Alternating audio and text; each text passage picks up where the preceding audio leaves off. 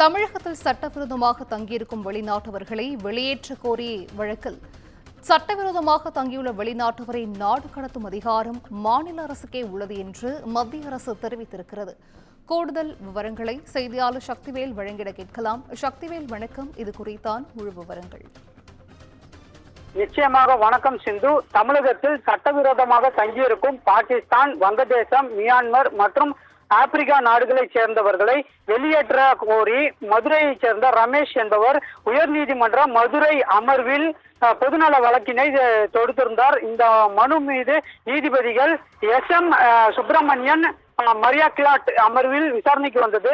தமிழக அரசு சார்பில் பதில் மனு தாக்கல் செய்யப்பட்டது. அதில் தமிழகத்தில் 40 பாகிஸ்தானர்கள் தங்கியுள்ளனர். இவர்களில் 16 பேர் நீண்ட கால விசா பெற்றுள்ளனர். 24 பேர் நீண்ட கால விசாவை கேட்டு விண்ணப்பித்துள்ளனர். இவர்கள் மத்திய அரசின் செல்லுபடியாகும் விசாவில் கீழ் தமிழகத்தில் தங்கி இருக்கின்றனர். வெளிநாட்டில் பதிவு அதிகாரியான மாநகர காவல் ஆணையர்கள், மாவட்ட காவல் கண்காணிப்பாளர்களுக்கு இதை முறைப்படுத்த அல்லது அவர்களை நாடு கடத்த நடவடிக்கை எடுக்க வேண்டும் என உத்தரவிடப்பட்டுள்ளது.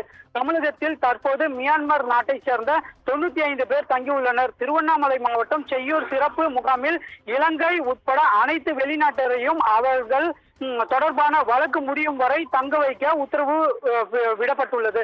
தமிழகத்தில் தங்கியிருக்கும் வெளிநாட்டவர் உன்னிப்பாக கவனிக்கப்பட்டு வருகின்றனர் என தெரிவிக்கப்பட்டிருந்தது. மத்திய அரசு தாக்கல் செய்த அறிக்கையில் சட்டவிரோதமாக தங்கியிருக்கும் வெளிநாட்டினர் விவகாரம் தொடர்பாக வெளிநாட்டினர் சட்டம் மற்றும் பாஸ்போர்ட் சட்டப்படி சட்டவிரோதமாக தங்கியிருக்கும் வெளிநாட்டினரை நாடு கடத்தும் அதிகாரம் மாநில அரசுக்கு வழங்கப்பட்டுள்ளது என கூறப்பட்டிருந்தது.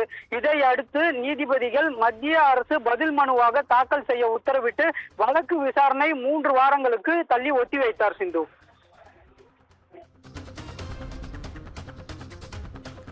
நன்றி சக்திவேல். விவரங்களை வழங்கியமைக்கு நன்றி.